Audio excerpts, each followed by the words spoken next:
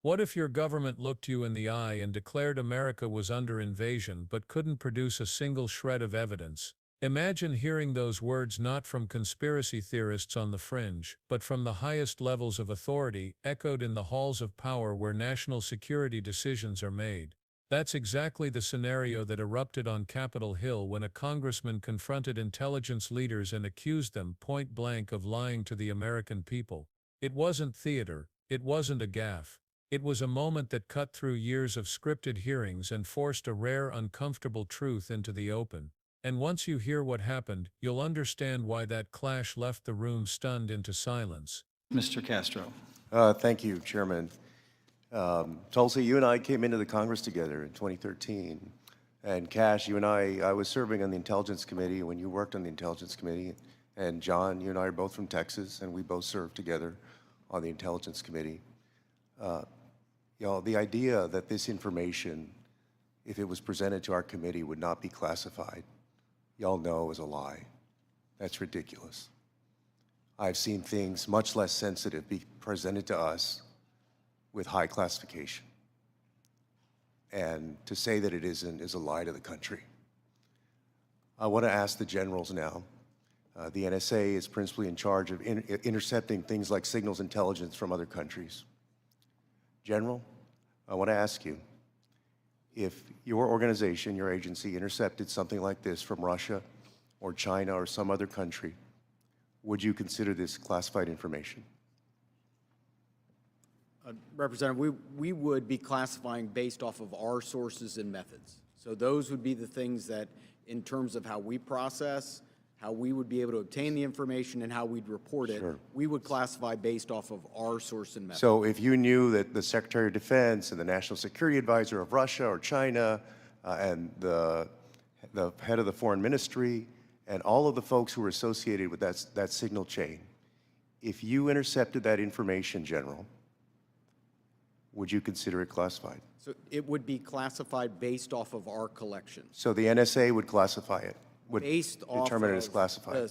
the protection of our own source and method, not necessarily based off the content, but how we collected that information. But it would be classified.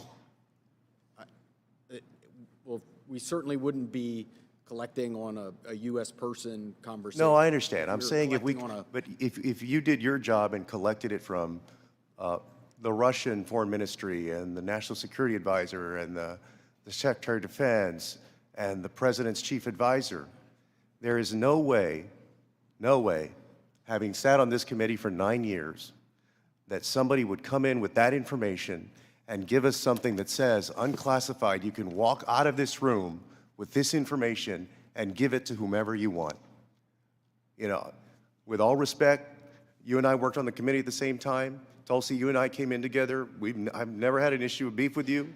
John, you and I are both from Texas. Y'all know that's a lie. It's a lie to the country. I want to ask about the Alien Enemies Act really quick while I have time. The President has used the Alien Enemies Act, a wartime authority last used to detain German and Japanese nationals during World War II, to summarily deport people accused of being members of the Venezuelan gang Tren de Agua. To invoke this law, the President must demonstrate that the United States is under invasion by a foreign nation or government. They have alleged that we are under invasion by the Venezuelan government. The idea that we are at war with Venezuela would come as a surprise to most Americans. The unclassified version of the annual threat assessment the intelligence community just released makes no mention of any invasion or war that we are fighting with the nation of Venezuela. You would think our nation being at war would merit at least a small reference in this threat assessment. And Director Ratcliffe, does the intelligence community assess that we are currently at war or being invaded by the nation of Venezuela? We have no assessment that says that. Thank you. In invoking the law, the President alleged that Tren de Agua is, quote, undertaking hostile actions against the U.S. at the direction, clandestine or otherwise, of the Maduro regime in Venezuela. Director Gabbard, does the intelligence community assess that the Venezuelan government is directing Tren de Agua's hostile actions against the United States? There are varied assessments that came from different intelligence community elements. I'll defer to Director Patel to speak specifically to the FBI assessment. But let me ask you, so you're saying there are conflicting assessments that have come from the IC? That's correct. Okay, thank you. We'll take it up in closed session. All right. You know, your threat assessment makes issue of, highlights fentanyl trafficking as a top threat to the United States, yet support for law enforcement cooperation with Mexico has been put on hold, and there's been a threat of invasion to Mexico by the United States. You assess that Russia's advanced cyber capabilities make it a persistent counterintelligence cyber threat, yet the administration shut down the unit at the Cybersecurity Infrastructure Agency tasked with stopping Russian cyber attacks. There are so many other ways that the actions of this administration have contradicted this threat assessment, and the administration is making the world and the United States more dangerous. I yield back. The gentleman yields. The controversy began with a leak. Not just any leak, but a classified set of messages pulled from a signal chat involving senior figures in sensitive military discussions. To anyone who's ever dealt with intelligence oversight, this was the kind of material that would normally be locked behind the highest classification levels. If a foreign power, Russia, China, you name it, had been caught sending similar messages, the documents would have been treated like a ticking bomb. They would have been stamped, sealed, and locked away under top-secret classification before a single page ever saw the light of day. Yet here in Washington, the same information was suddenly being brushed off as unclassified, handed around as though it carried no risk. The sheer absurdity of that shift was obvious to anyone who had ever sat in a classified briefing. And Congressman Joaquin Castro, who'd spent nearly a decade on the House Intelligence Committee, knew exactly what he was looking at.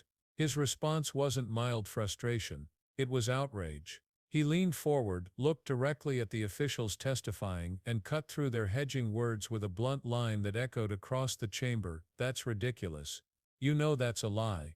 In politics, accusations of dishonesty are usually dressed up in soft language, phrases like "I disagree" or "that's inaccurate." But not this time. Castro called it what it was, a lie, and he did it while sitting next to people he had known personally for years. Tulsi Gabbard, with whom he entered Congress in 2013, John Ratcliffe, a fellow Texan and former colleague on the same committee. These weren't strangers, they weren't faceless bureaucrats. They were people he had served alongside, which is precisely why his words carried such weight. He wasn't making a partisan jab, he was breaking rank and exposing what everyone in that room already knew. If this leak had involved foreign officials, it would have been locked down instantly. To suggest otherwise insulted not only his intelligence but the intelligence of the American people. The exchange quickly zeroed in on the National Security Agency. Castro asked the general in charge a simple, devastating question: if the NSA had intercepted a communication chain involving foreign defense ministers, national security advisors, or foreign ministers, would that material be classified? The general, perhaps trying to soften the edges, began with a technical explanation. Classification, he said, is based on sources and methods, how the information was collected, how it was processed, how it was obtained. But pressed further, he admitted the obvious: yes, it would be classified. Because of course it would. No intelligence professional in their right mind would label such sensitive discussions unclassified. Yet here they were, insisting the very same kind of material, when involving domestic officials, somehow required no protection at all. The double standard was glaring, and Castro wasn't about to let it slide. His frustration was almost personal. 9 years on the Intelligence Committee had given him a front-row seat to countless briefings, many with far less sensitive information than the leaked messages now at issue. Every single time, that information had been delivered with heavy classification warnings, sometimes even redacted beyond recognition. The idea that something so explosive could now be dismissed as harmless was, in his words, a lie to the country.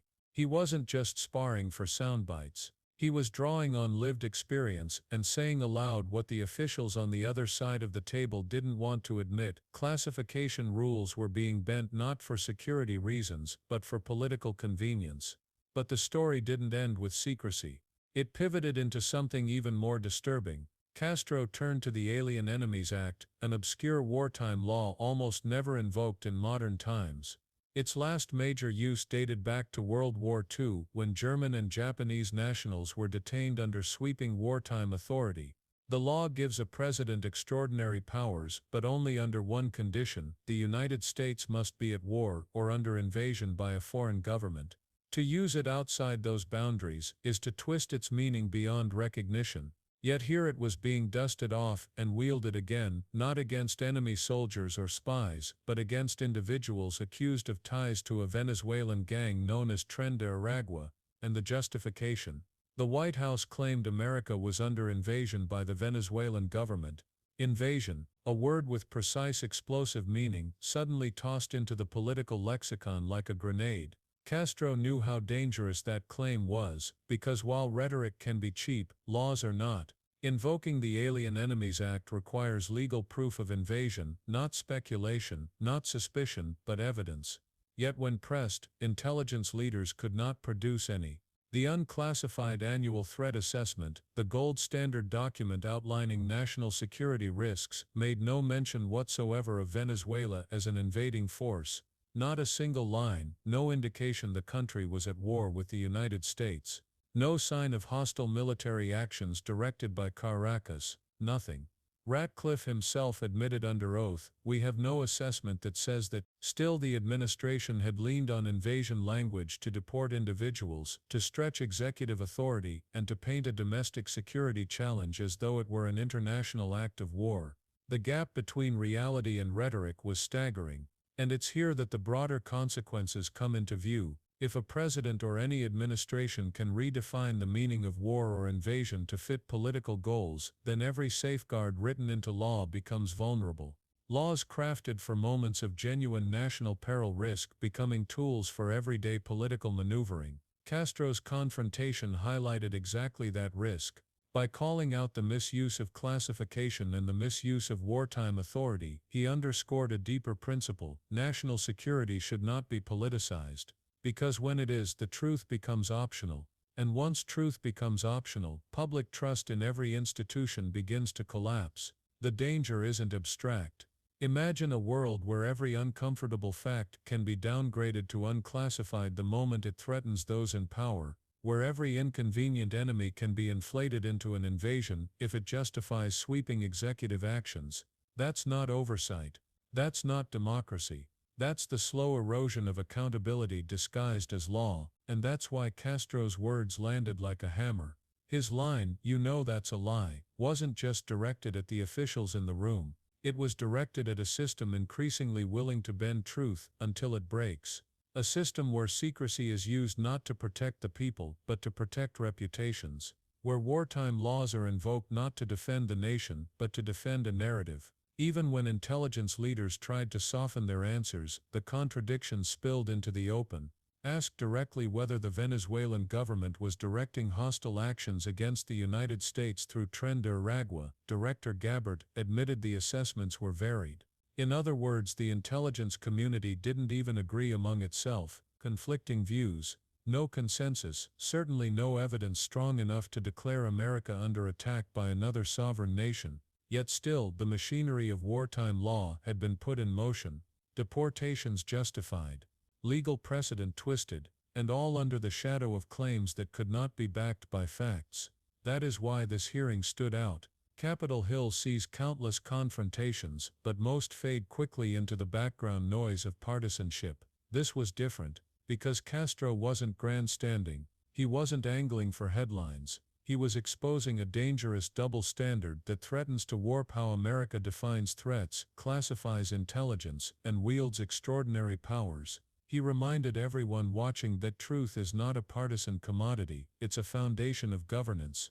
And when leaders tamper with it, when they twist it for convenience, the consequences ripple far beyond one hearing, one leak, or one administration. It's also why his personal credibility mattered so much. He had walked those halls for years. He had read those briefings, sat in those classified rooms, and understood the stakes. His frustration wasn't born of politics, it was born of experience, and that authenticity gave his words a sharpness that rehearsed talking points never achieve. You could hear it in his tone when he reminded his colleagues, "Y'all know that's a lie." It wasn't just a charge, it was a plea. A plea to remember that accountability cannot exist without honesty, and that honesty means calling out deception even when it's uncomfortable, even when it comes from people you've served alongside. Moments like these are rare. Rare because they cut against the grain of Washington's polished performance. Rare because they expose truths that many would prefer stay hidden.